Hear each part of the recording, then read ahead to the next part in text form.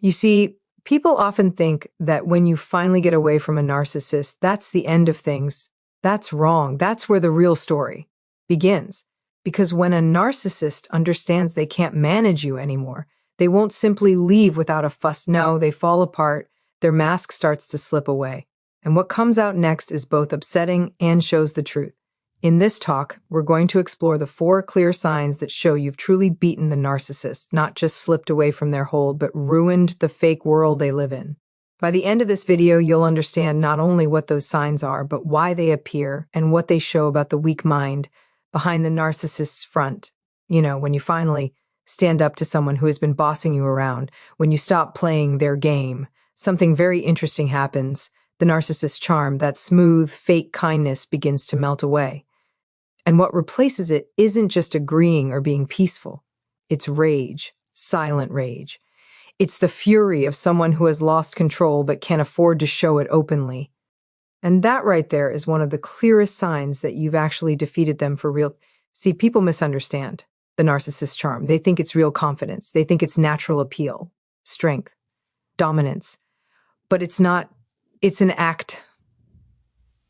It's a planned show meant to pull you close, to make you admire them, depend on them, need them. Their charm is a weapon. It's not about real connection. It's about control. And the moment you stop reacting to it, when you stop being hypnotized by their flattery or scared by them being there, their whole way of thinking starts to break. Now, this doesn't mean they'll suddenly start shouting or throwing things. No, the truly dangerous kind of rage doesn't always make noise. It hides behind the eyes. You'll see it when you talk to them. The tight smile, the small movement near their lip, the way their tone flattens when they realize you're not playing along anymore. It's as if you've turned on a light in a room they've kept dark for years and suddenly they're exposed. They can't charm you. They can't guilt you. They can't make you feel small, and that is something they cannot stand. Let me tell you something. That silent rage is not about you. It's about what you represent. You've become the one thing they can't control, and that puts their whole fake idea in danger, the one they built to protect themselves from the truth. Narcissists live in a weak, self-made world. It's like a room filled with mirrors. Everything reflects back what they want to see. Power, admiration, superiority. But when you step outside that fake world and say, "No, I see who you really are," it's like smashing one of those mirrors. The entire structure begins to shake, and that's when they change. Suddenly, the voice that used to sound confident becomes short and stressed. The person who used to laugh at your jokes now looks at you like you've insulted them.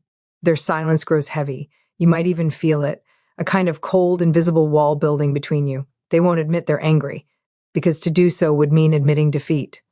But their energy shows the real situation. That's the silent rage. It's the emotional equivalent of a huge storm trapped behind a window. I once spoke with someone, a young woman, who told me about leaving a long relationship with a deeply narcissistic partner. She said that when she finally stood her ground, refused to argue, and walked away mid-conversation, he didn't yell, he didn't chase her, he just stared at her with this strange, hollow look, and then went completely quiet.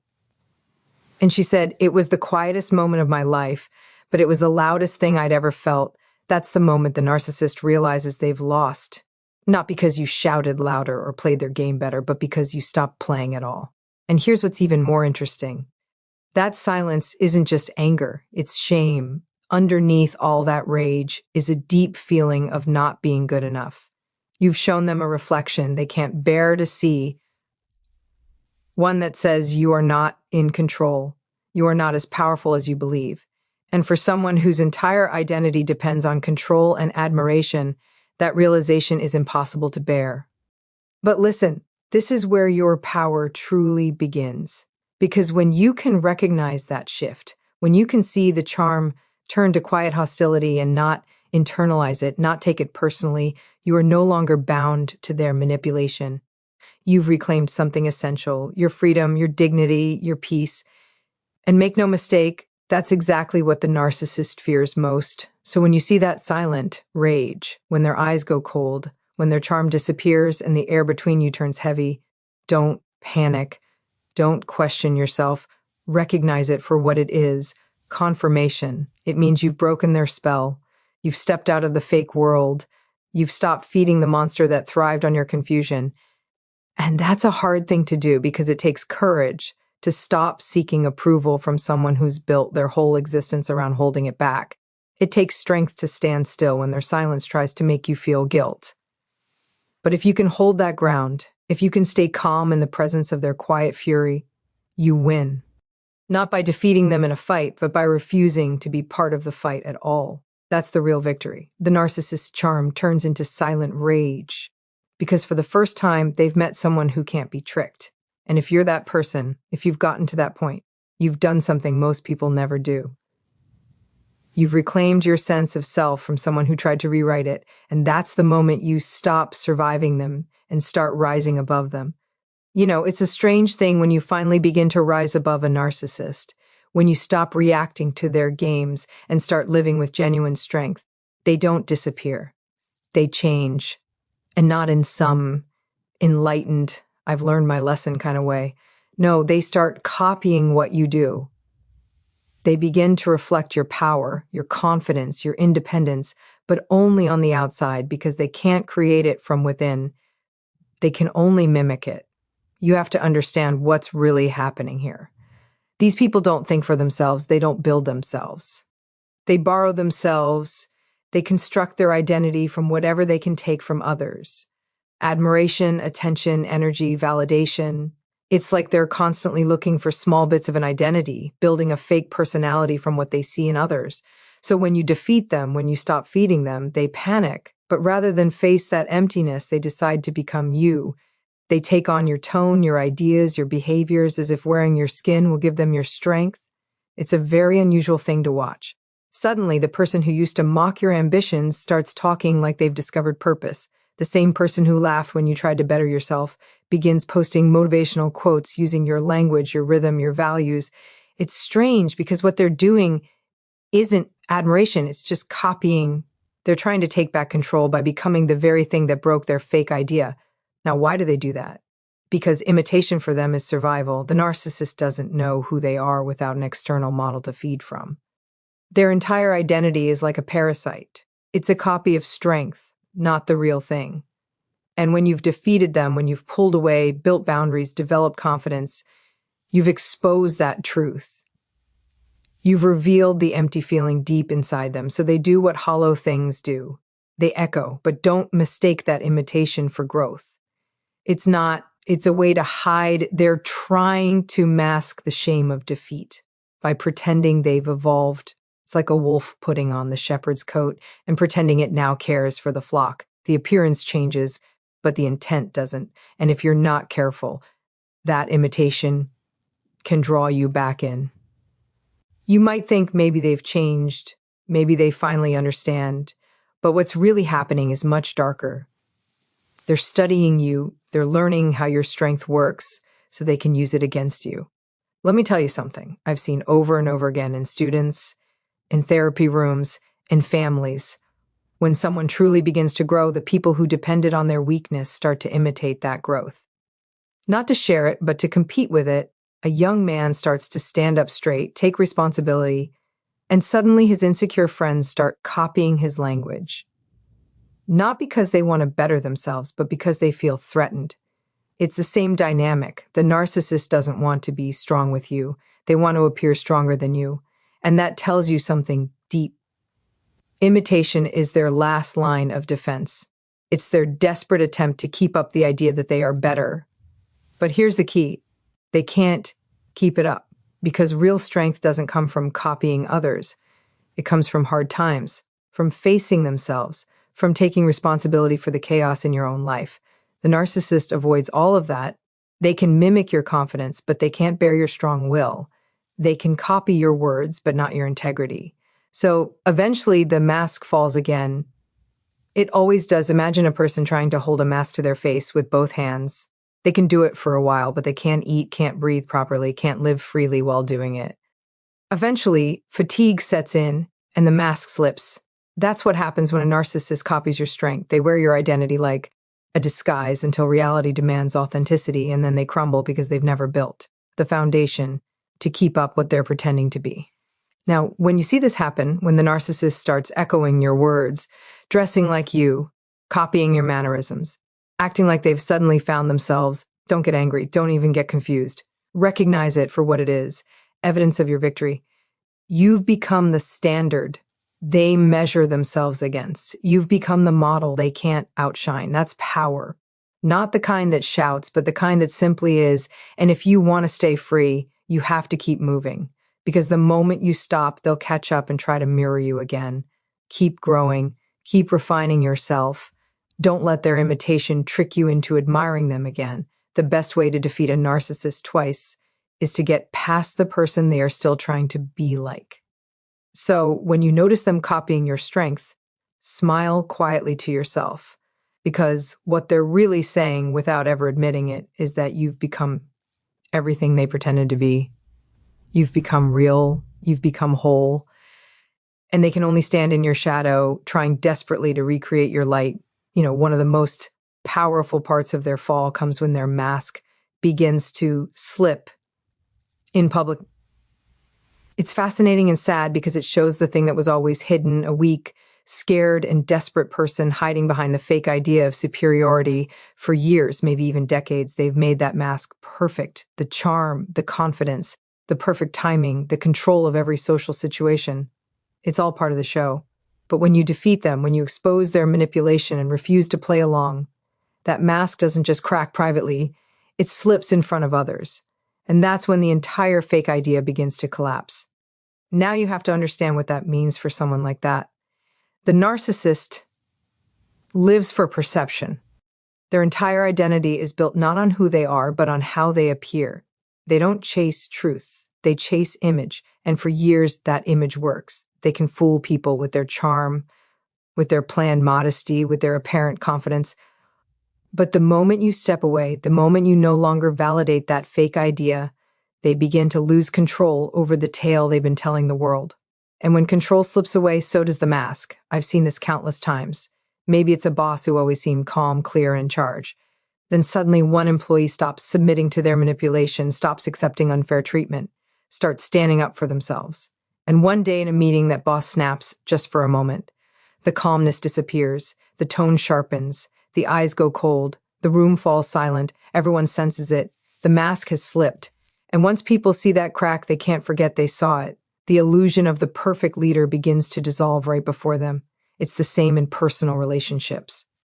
The narcissist, who's always so charming with friends, always the center of attention, begins to lose control when the person they used to dominate suddenly speaks the truth.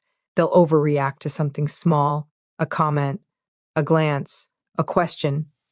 And for a split second, the ugliness underneath shows through. Their tone changes, their posture shifts, and you see that pure meanness that was always there, hidden beneath layers of performance. And people notice. That's the moment when the image collapses. You see, a truth has a way of cracking falsehood open. It's like sunlight shining through thin ice. The mask, no matter how polished, can't withstand exposure to reality. When you refuse to play along with the narcissist's version of the story, you become that sunlight. You expose the gap between who they pretend to be and who they actually are. And that exposure is too painful for them to handle because what they fear more than anything isn't losing you, it's losing their audience. Let me put it this way. The narcissist's mask is like theater clothes. It only works when the lights are dim and the audience is far enough away. But once the lights come on, once people step closer and see the seams, the fabric, the makeup underneath, the magic disappears. And when that happens in real life, when their colleagues, friends, or family start to see through them, the narcissist begins to fall apart. They'll lash out, play the victim, or try to repair the mask with frantic explanations. You misunderstood me. You're twisting my words. I was just joking, but the damage is done. People have seen the truth. And once truth is seen, it can't be unseen. Now, that's not just about exposing them. It's about you, because your refusal to feed the fake idea is what creates the exposure. You're the one who breaks the spell. You might not even say much. You might simply hold your ground, remain calm, tell the truth. But that calmness, that being real, it acts like a mirror. It reflects reality back to the narcissist and everyone around them. And in that reflection, the mask begins to melt away. And here's something I want you to understand deeply. When the narcissist's mask slips, it's not just a moment of their defeat. It's a moment of your transformation because it means you're no longer trapped in their performance. You're standing in truth. You're no longer hypnotized by the image. You're seeing the person behind it. And that's the kind of seeing that changes you permanently. Of course, they'll hate it. They'll feel exposed, humiliated, vulnerable. They might even try to rebuild the mask to regain control of the narrative. But something that cannot be taken back has already happened. Once people see who they truly are, the trickery loses its strength. It's like a magician performing a trick after you've already seen how it's done. The fake idea loses its hold. So, when you witness that moment when the narcissist mask slips in public, don't fear it. Don't rush to cover it back up out of guilt or empathy. Let it fall, because that moment is truth showing itself. It's reality correcting the lie. And though it might feel uncomfortable, it's necessary. It's the collapse of falsehood and the beginning of freedom. And maybe that's the real victory here. You don't just defeat the narcissist by winning some mind game. You defeat them by exposing what's real, by standing in truth long enough for the mask to crumble under its own weight. And when it does, you'll realize something deep. They never had the power. It was always borrowed from your belief, your attention, your participation. Once you withdraw those things, the fake idea collapses, and what's left is the truth. Raw, uncomfortable, but real. And that's the ground where genuine strength begins. You know, when a narcissist finally realizes they've been defeated, when they can no longer boss you around, no longer control the story, no longer twist reality to fit their ego, they do something unusual. They change the tale they tell. They become the victim, and not just any victim, the sad one, the one nobody understands, the one who gave everything and was betrayed. It's astonishing how quickly they shift roles.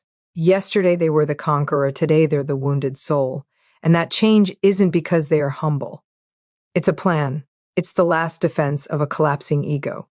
See, narcissists can't tolerate taking the blame. To take responsibility for their actions would mean confronting the one thing they've spent their entire lives avoiding, their own shame.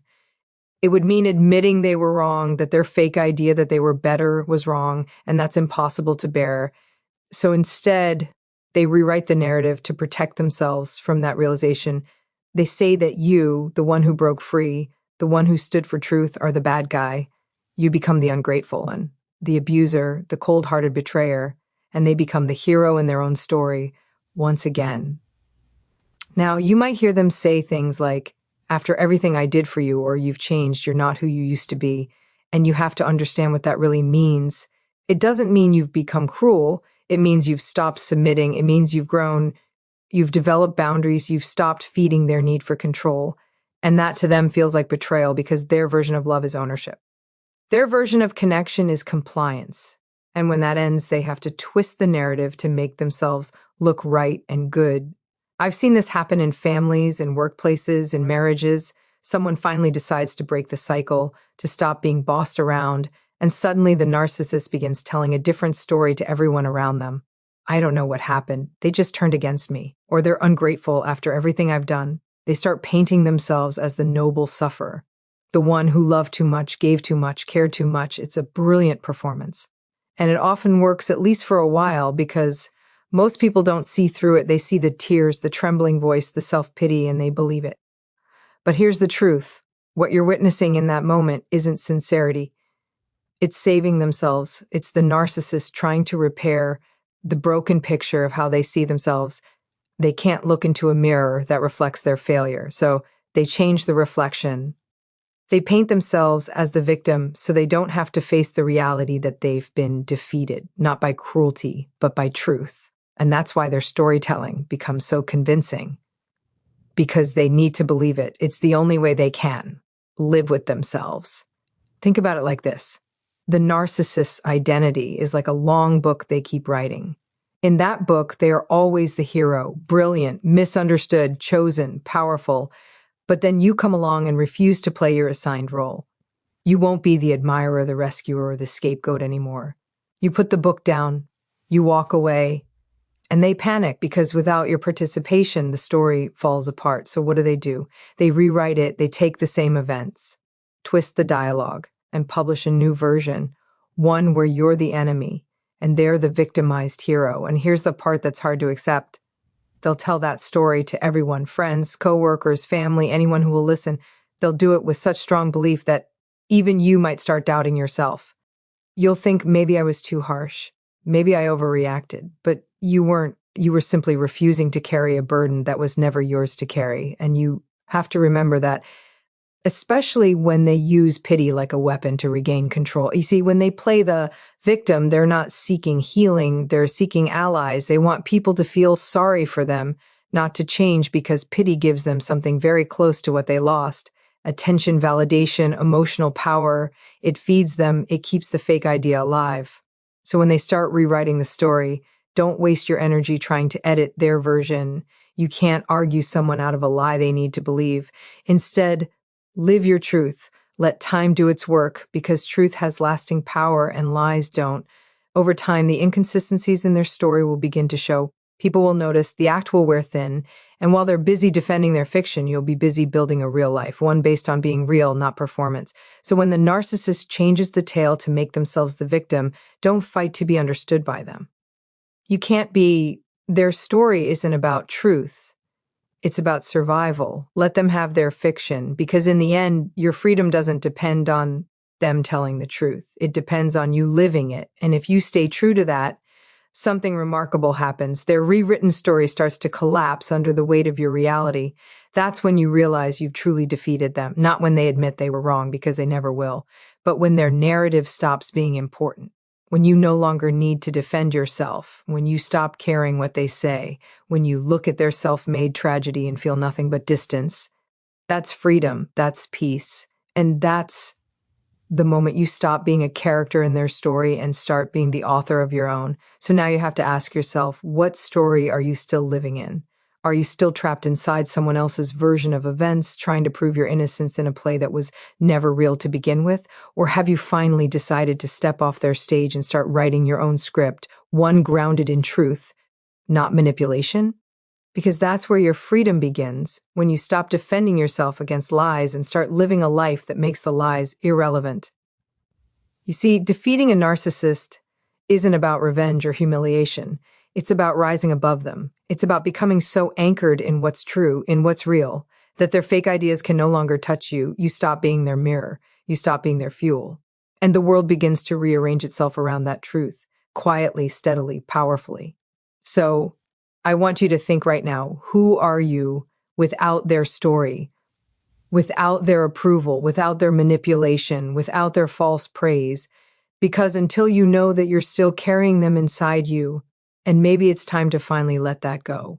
If this message struck something deep in you, if you've lived through that rewriting of the truth and found your way back to yourself, tell me your story in the comments. Speak your truth, because every person who finds the courage to do that gives others permission to do the same. And if you want to keep walking this path to understand human nature, power, and truth more deeply, subscribe. Join this community.